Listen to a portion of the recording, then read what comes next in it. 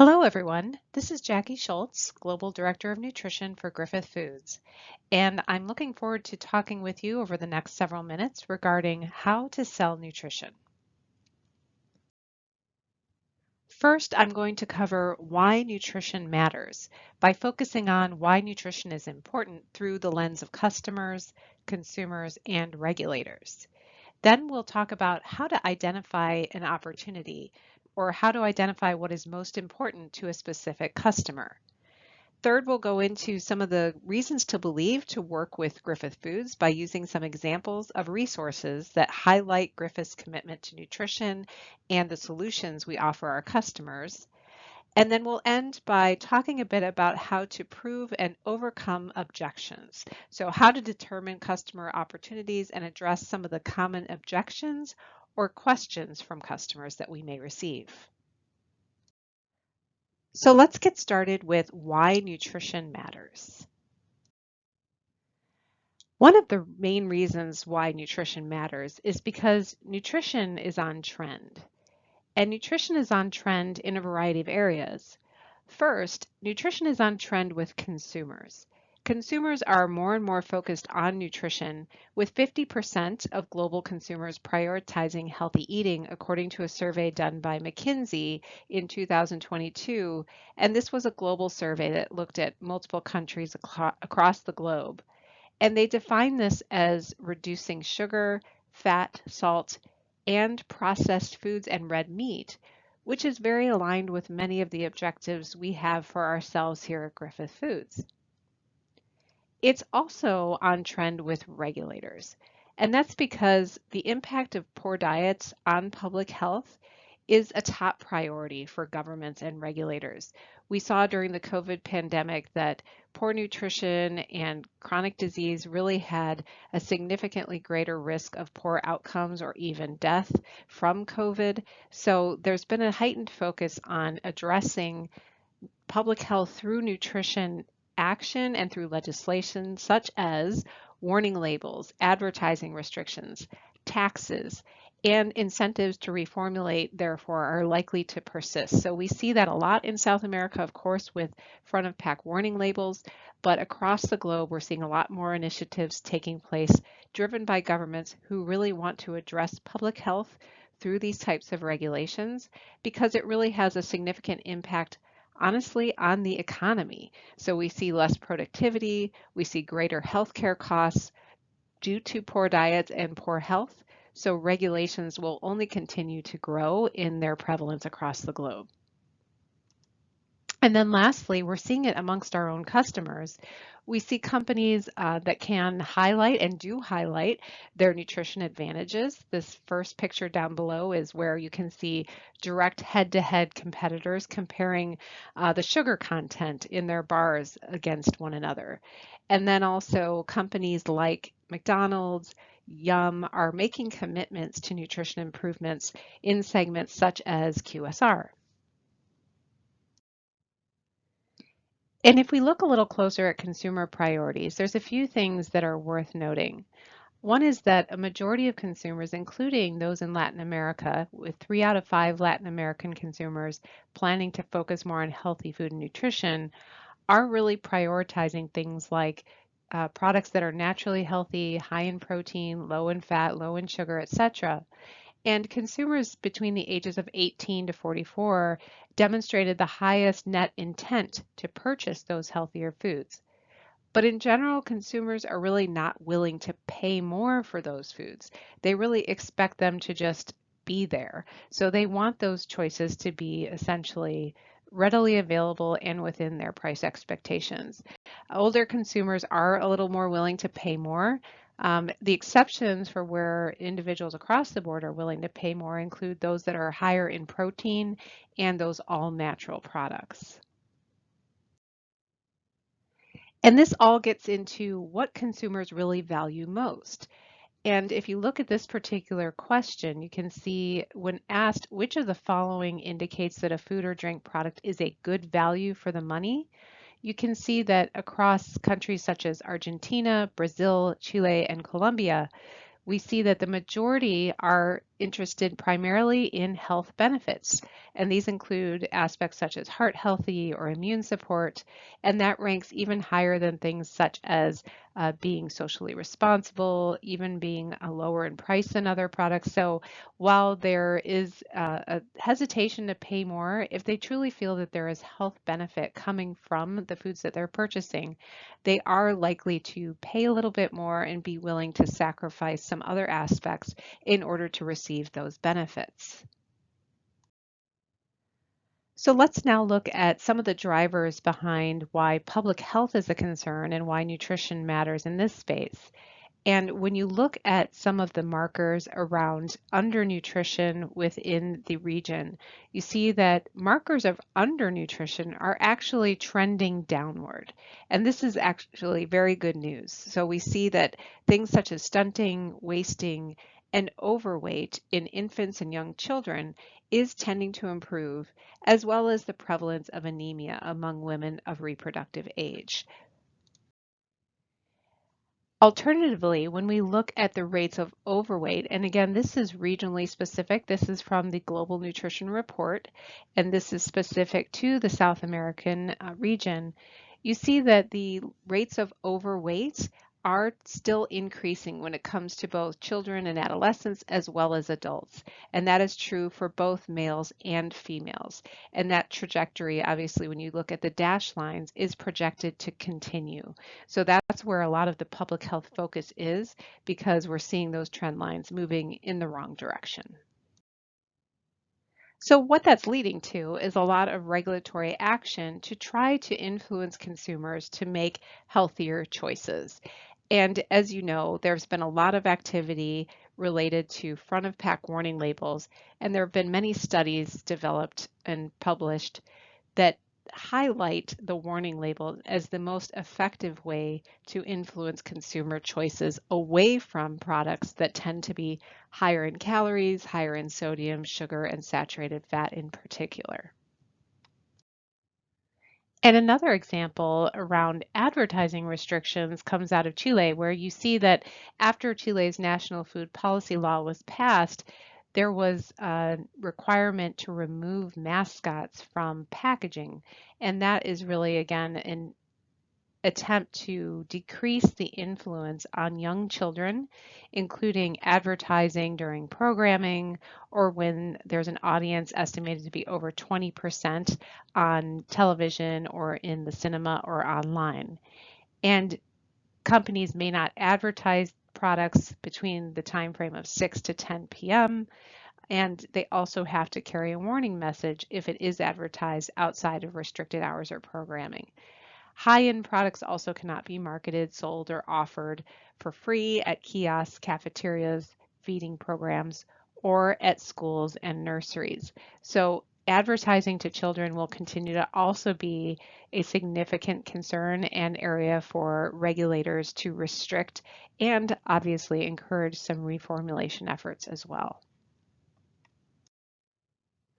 Another area where we're seeing a lot of activity is in the area of taxation. And this is coming a lot from the release of the NOVA categorizations for processed foods coming out of the University of Sao Paulo in Brazil. And that particular system is taking the globe by storm. And we know that many conversations are happening to discourage the consumption of what is defined as ultra processed foods.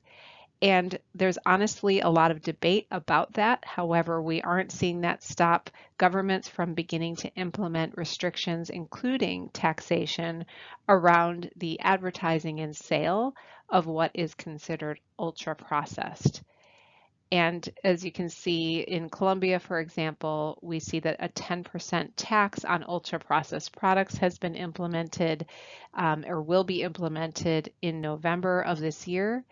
And that is essentially driven by the nutrient content. So while the definition of ultra processed is based on the type of food or the type of processing or the ingredients it contains, you can see that when it comes down to it, the concern still really is about the level of sodium, the level of sugar, and saturated fat in those products.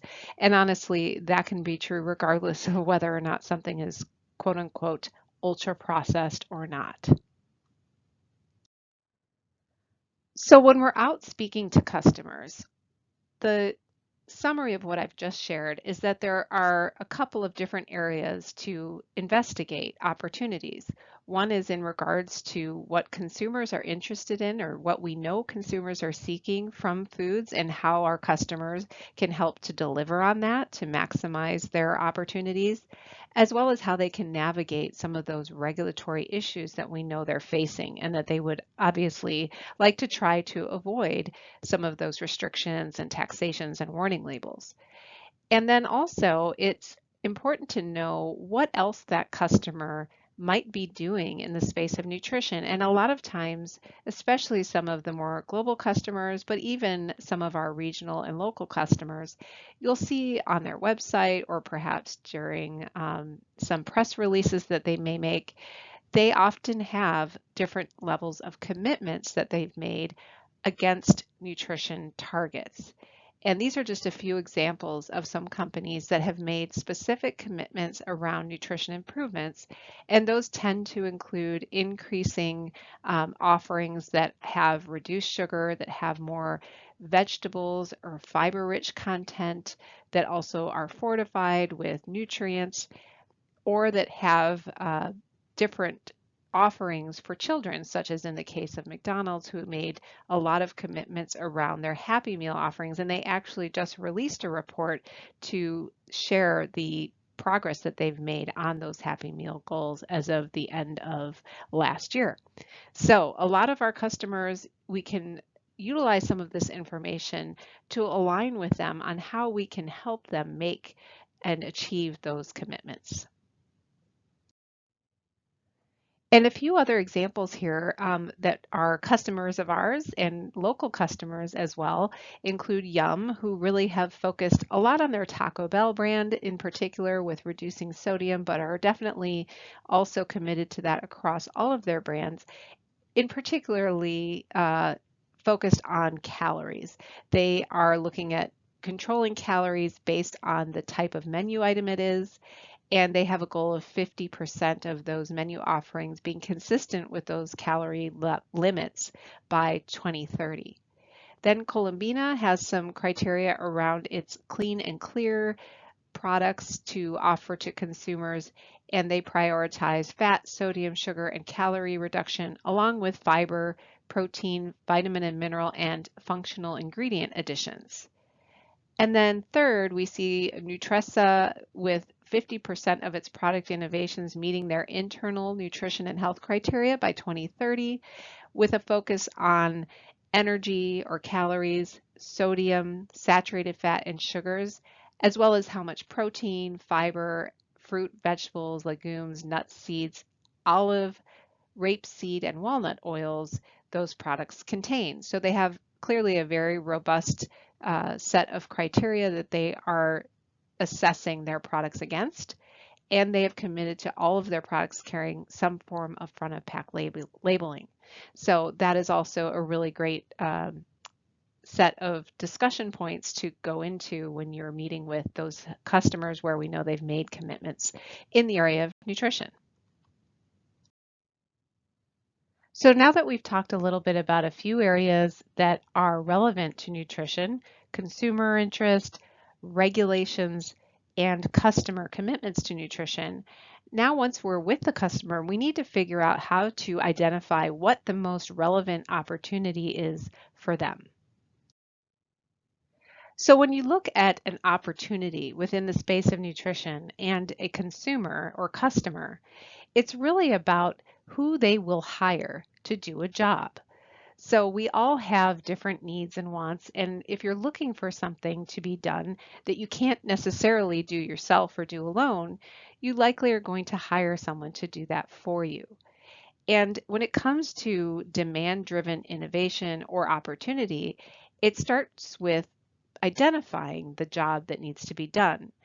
And customers or consumers really see offerings as an important job for which they currently have incomplete solutions. So it's a pain point. Basically, they have an aspiration that they want to meet, or they have a challenge they want to overcome, and they need some help to do that, to make that achievable or to minimize that challenge.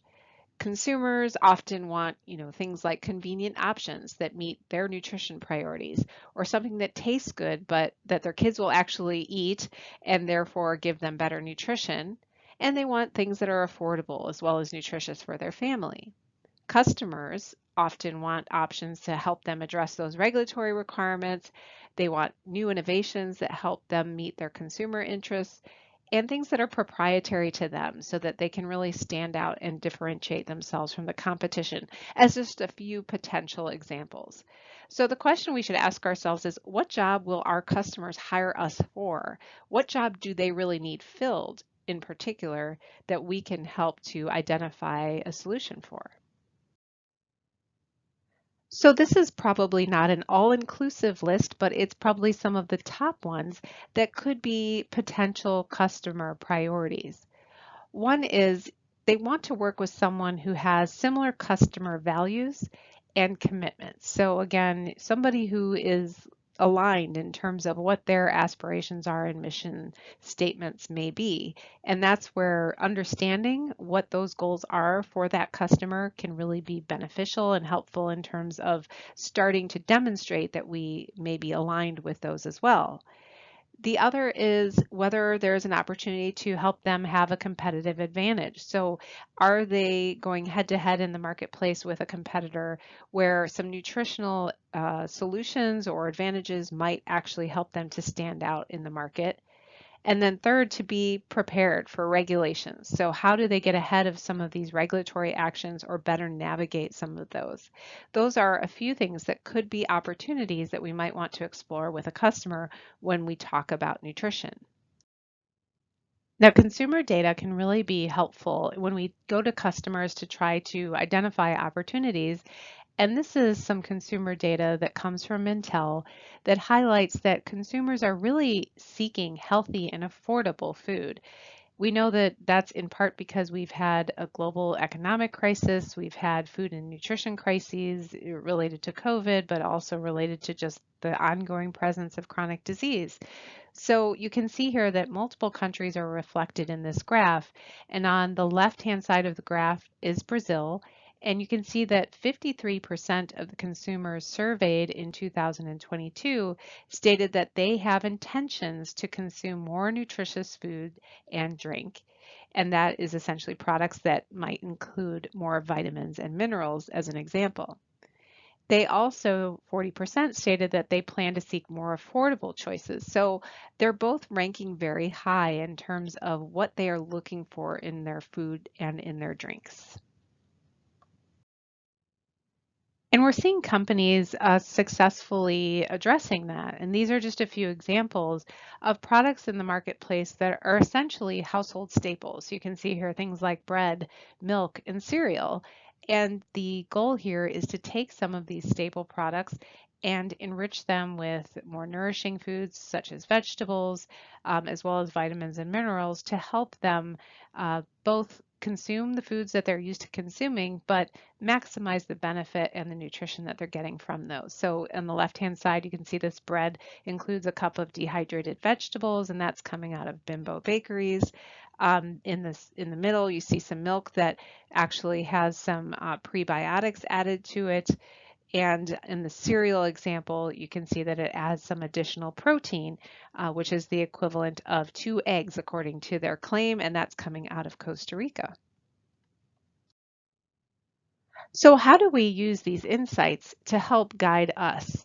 Well, it's really because customers are going to hire partners that either help them to attract consumers, help them address those government or non-government organization pressures, or help them fulfill those corporate commitments.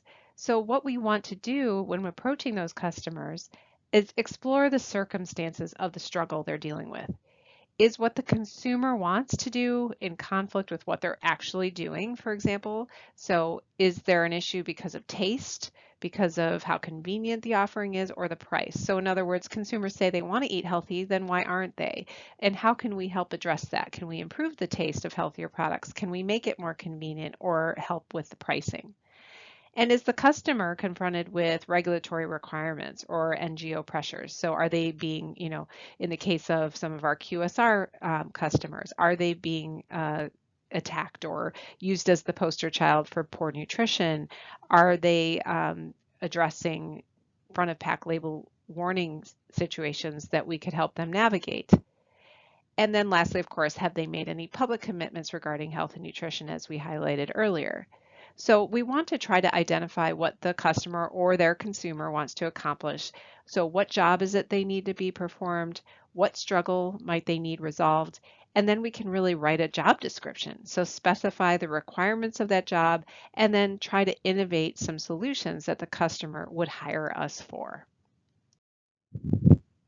So again, and these again may not be the only pain points and opportunities, but some pain points and opportunities that may exist include, again, regulatory requirements, so warning labels, advertising restrictions, taxes, also nutrition communication trends. So what are we seeing out there in the space of communication to consumers that our customers might be able to leverage? So are they talking about gut health? Are they talking about heart health? Are they looking at improving weight management opportunities? Those might be ways that the customer can tap into some of those trends. Public relation risks certainly do come up as well. We know that, again, there are certain customers that often have a lot of attention placed on them due to the food that they offer and whether or not it's considered healthy. And they may even be under some pressure from those groups to change. So how can we help them address some of those concerns? We also see a change in demographics. So the consumers themselves are gaining their interest in health and nutrition, especially amongst younger consumers. We also know that the overall population is aging. So there's a lot of need for solutions for that aging population, be it certain nutrients, things that have alternate textures, things that have components, maybe fiber or nutrients that that aging population may need more of. And then, of course, loss of consumers to competition. So as the consumer base changes, they start to look elsewhere, and those traditional brands may not be the go-to anymore. And then lastly, the impact of COVID can't be understated. COVID really increased the focus on nutrition due to what we saw happen with the outcomes and the relationship to health and nutrition. So how can we get hired? This is where we can really identify some nutrition focused opportunities that we can offer our customers and highlight those to them as we start to have these conversations and identify those pain points or opportunities that we can tap into. First, we can really help to address and alleviate some of the regulatory and non-government organization pressures by supporting things like sodium and sugar reduction while maintaining taste and texture, delivering on more nutrient-dense product options, and demonstrating just an understanding of some of those programs and how we can support them. So the front of pack warning labels, any of the menu labeling requirements that may be out there in food service, and some of the programs that are recommending sodium and sugar reduction or any of the ultra processed food restrictions that are starting to pop up. We can also support consumers on achieving or tapping into consumer trends and some of the claim opportunities that might be feasible to support. So the relevant trends that are out there can be highlighted by knowing what consumers they are selling to and then sharing some of those consumer insights for that particular consumer base. And then sharing how we can help them meet those needs through our solutions. We also may want to support some claim opportunities through some of our scientific insights and expertise, and that's where, folks like Carla and our nutrition science team on the global side can really help to identify some of those. And then lastly, offer some innovative solutions that deliver on some of those current and upcoming trends, which is where a lot of our R&D team is definitely focusing efforts. Then we can also demonstrate that we are aware of the public commitments that they've made, inquire about the challenges that they're facing perhaps in achieving those, present solutions that help support their goals around nutrition and perhaps clean label. And then last but certainly not least, start to offer solutions that really build consumer trust and customer faith in us as well by prioritizing things like transparency along with sustainability and affordable solutions as well. And in addition to what I just mentioned that we can highlight to customers, I want to also now share a bit about some of the Griffith reasons to believe by showing you a few examples of things that we've been doing on the side of nutrition and throughout Griffith that can be brought to the customer's attention perhaps to highlight our commitment to nutrition. Obviously, as many of you know, we have some ambitions to become our customers' nutritious and sustainable product development partner, and to develop products that are healthy for individuals as well as healthy for the planet. I think being able to highlight that as a goal that we have for ourselves is certainly important, particularly when you want to align with the goals and objectives and the values that a similar customer may have. So that is really about building that credibility and transparency between us and our customers. Then, of course, we want to highlight some of those nutrition-focused solutions that we have to offer through Griffith.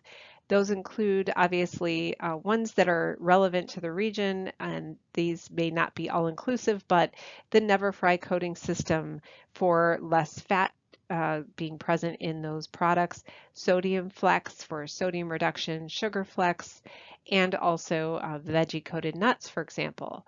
And we also have some great materials, so including some white papers around things like plant-based, and we also have great plant-based solutions, as well as solutions that can help our protein processors maximize their nutrition.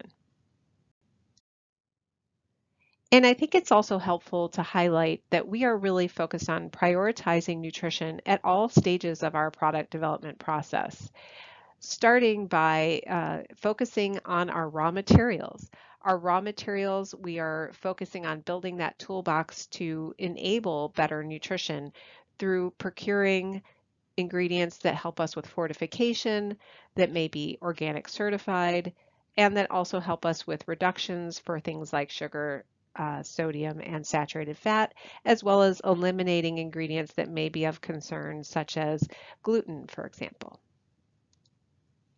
And then we're really focusing in on prioritizing the nutrition of our own finished goods and adhering to category-specific targets that are based on external authoritative guidance. So again, those are targets that we're implementing now to really elevate the progress that we have made so far against health and nutrition by also starting to apply some guardrails around sodium, sugar, saturated fat, and to encourage the use of fibers and protein where appropriate as well.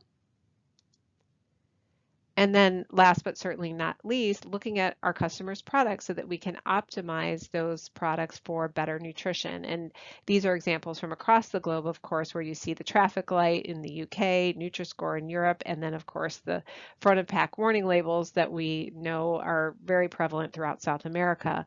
But we want to be able to address those optimally and also to enable certain health and nutrition claims where appropriate and feasible.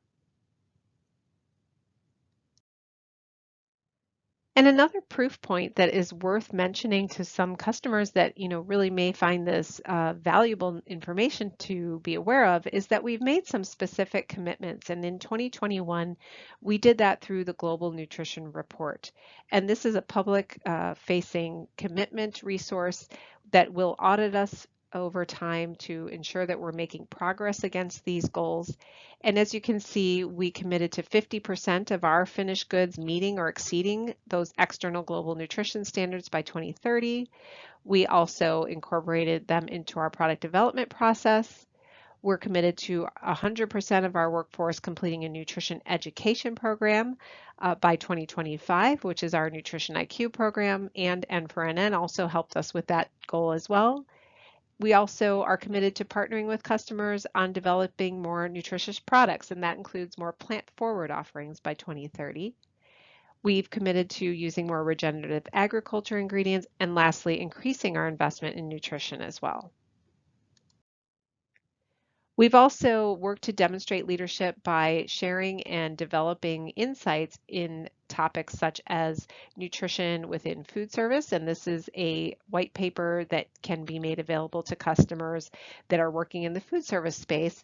And it really digs into a lot of the trends that I've just shared, including consumer trends, regulatory trends within the food service space. So it's a great resource and something that can really just be used to highlight our commitment and knowledge around nutrition. And then also the state of plant-based nutrition is another white paper that we developed with the global team that is available to share with customers as well.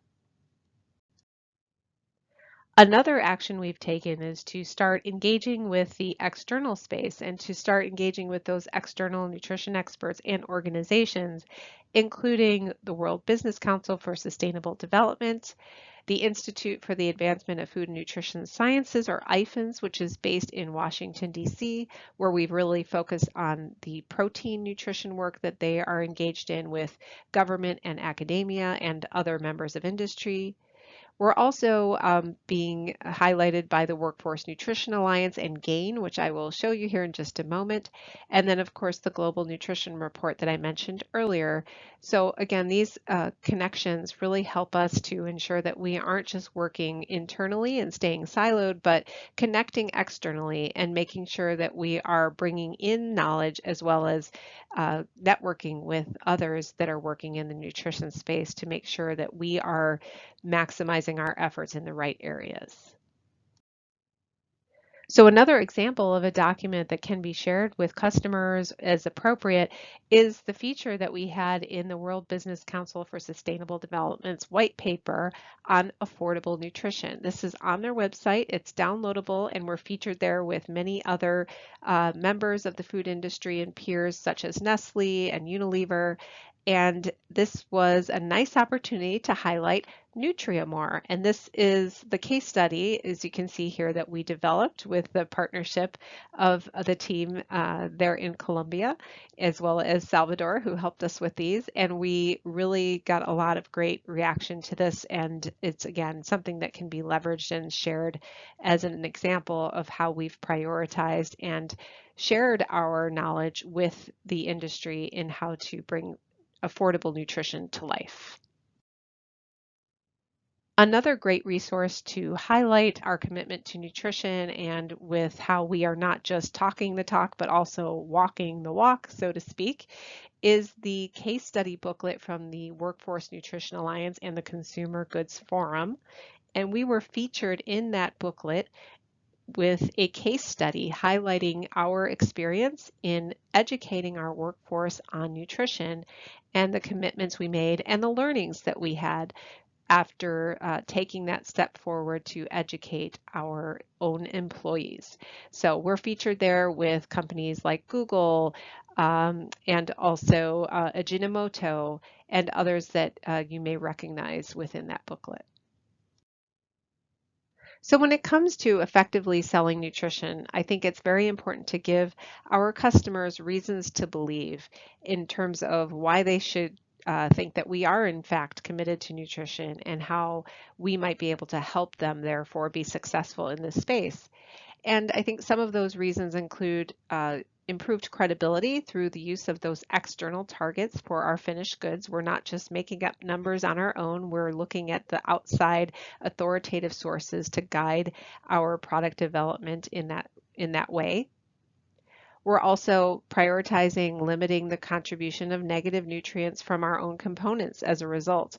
So by formulating for our customers and addressing our own finished goods as a starting point, we know that we're just that much more capable of helping them to meet nutrition objectives on their end as well. So those excess amounts of sugar or sodium are less likely to come from our products than they might from some other place. We're also therefore, able to demonstrate some proactive leadership through our engagement externally, through our resources that we're providing. And of course, we also are very focused on enhancing the delivery of positive nutrients through our plant-based offerings, through our offerings that may include more fiber and protein and fruits and vegetables, etc. So we feel very strongly that we have a lot to offer, and there are a lot of reasons to believe that also may not even be reflected here, but these are just a few to start with. But certainly, selling nutrition into the food industry is not easy, and there certainly are going to be objections to selling nutrition, and there are going to be questions that you want to ask to see what those opportunity spaces might be and where there might be some barriers to overcome. So for those of you who've taken value-based selling, you already know some of these selling skills, but it's very common to focus in on these types of skills to really have an effective conversation with the customer. First and foremost, asking lots and lots of questions is really a great way to drive a conversation and to find out a lot about your customer and identify opportunities or challenges. Those questions, or probes as they're often called, should really be open-ended. So in other words, you don't want to ask a question that may have just a yes or a no answer, because that will just shut down the conversation completely. You want those questions to require some information to be shared. You also want those questions to focus on potential opportunities or pain points. So tell me more about how you've navigated those regulatory challenges that we're all facing, or how did that go when you offered that higher fiber product into the marketplace? And then you want to also be prepared to address objections with further questions. So it's a lot of asking questions and making sure that those questions are, again, open-ended when you do. So on this slide, what I have here are several potential probing questions or open-ended questions that might help begin a conversation or help drive a conversation around nutrition. First, what are some of your top priorities related to health and nutrition? Also, how are the current nutrition regulations, such as menu labeling, warning labels, or advertising restrictions, impacting your innovation or renovation priorities? Are they, right? What are some of the trends in health and nutrition that you feel are most important or relevant to your company? And what trends do you see emerging in the future? Customers love to, talk about what they think, right? So I think it's a really nice opportunity to get them talking about what they believe and what they see as important versus us making that assumption. Also, what are some of the biggest challenges you would want to address in order to take advantage of health and nutrition opportunities? Is it price? Is it taste? Is it something else? So what are the challenges that they think are in the way of taking advantage of these nutrition opportunities? What are some past experiences you've had with products focused on health and nutrition? That might be an interesting one to find out if they've had experience and whether it was good or bad. And that question to follow might be, what made it successful, or what were some of the challenges? And lastly, what resources do you currently use to guide your health and nutrition initiatives, your product development, or your communications? You can pick one. But basically, are there things that, maybe we can help supplement, or are there things that they're already using that we could just, learn more about in terms of what their priorities are as a result? And then there are ways to ask questions that really give you an opportunity to highlight the value-added opportunities that we bring relative to nutrition. So for example, how could emerging regulations on nutrition labeling and advertising impact your business? And if they don't really know, that's an opportunity for us to maybe provide some education or some guidance around that they may be appreciative of if, they weren't already thinking about those. Second, how do you intend to meet growing consumer interest in health and nutrition? So if that's something they haven't really thought about, can we bring that to their attention? Third, if Griffith could provide an option that is nutritious while exceeding taste and or texture expectations? So, again, can we give them a hypothetical and see how they feel about that? And then lastly, what if Griffith could provide you with resources such as insights, science, and regulatory guidance to help you take advantage of health and nutrition opportunities? And that's where somebody like Carla might be very helpful in terms of being a resource that they can tap for support as they explore those opportunities. And of course, again, there are always going to be objections, whether it's nutrition or something else. So, how to overcome those objections is another important skill set to be ready to use. And that, again, typically comes in the form of asking more questions. So in this case, it's about someone saying, well, we really don't need nutrition solutions right now. It's really not something our consumers are looking for. Well, if that's the position that they have, another question you might ask is, well, I see that it's not something that's impacting your business today, but how do you see health and nutrition trends having an impact in the future? So again, sometimes they're, really thinking about the here and now, and you want to highlight that, is there a downside to not being proactive and thinking about how that might change in the future? So the second question is similar. While this may not be a priority for you today, what changes in your customer base do you see coming in the future that could change that? So, do they see more younger consumers coming into the marketplace that have different perspectives? Third, I appreciate that this is not a current priority. How could the emerging regulations around nutrition, labeling, and advertising impact your business, though, if actions aren't taken today? So if they do nothing, is that worse? And then lastly, how important is it to stay ahead of your competition? Is it something that they could consider as a competitive advantage, right? And then maybe they hadn't thought about that before.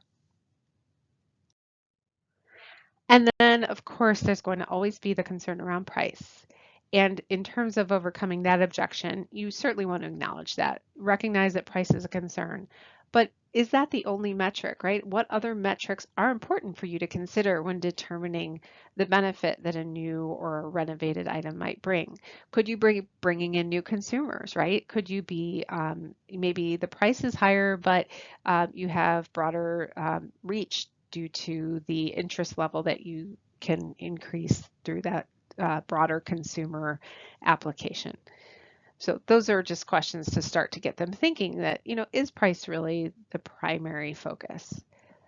Of course, again, realizing price is a concern, what do you see as the cost impact should consumers begin to seek healthier options? So could you lose consumers if you don't take action? And obviously then the price is less relevant because if they're going somewhere else to buy their products because they're healthier, then that's a negative as well.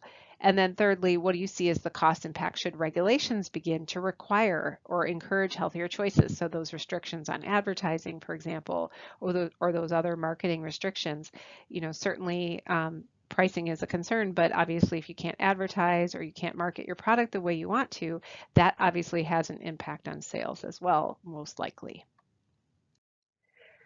So in summary, selling nutrition requires a lot of knowledge going in. It requires understanding the role that nutrition plays across many different areas of what I like to call the nutrition landscape. And that includes consumers and what they're looking for and the trends that consumers are prioritizing. It includes understanding the customer, of course, and what they're selling. Do they have anything relevant to nutrition, or is their consumer base interested in nutrition? Have they made commitments around nutrition? And then obviously knowing those regulations and what's in place today, but also what's coming down the line. And that's where the regulatory team can really be tremendously helpful, and the nutrition team as well, to help with some of those proactive conversations around regulation. Then, you do want to obviously then demonstrate the added value that nutrition can bring. Can it be a competitive advantage in the marketplace? Can it be navigating regulations, or can it be meeting consumer trends and interests? Then certainly understanding what aspect of nutrition is most important to that customer really is important, and it requires a level of customer intimacy. So understanding the customer by asking questions, doing homework, doing research, and then you can really start to pinpoint those nutrition related priorities and goals that we can help them achieve. We can also uncover pain points that maybe nutrition solutions can help solve. And then lastly, it's really important to tie those nutrition communications and solutions to a variety of needs, goals, and challenges. So there may not be just one, right? So we want to be prepared to address all of them. We want to be familiar with consumer trends. We want to be knowledgeable about the marketplace, and we want to know what's going on in the regulatory space. So there might be multiple things that the customer is grappling with or that is seeking to achieve. So we want to be ready to offer a variety of solutions to meet all of those different complex opportunities and challenges.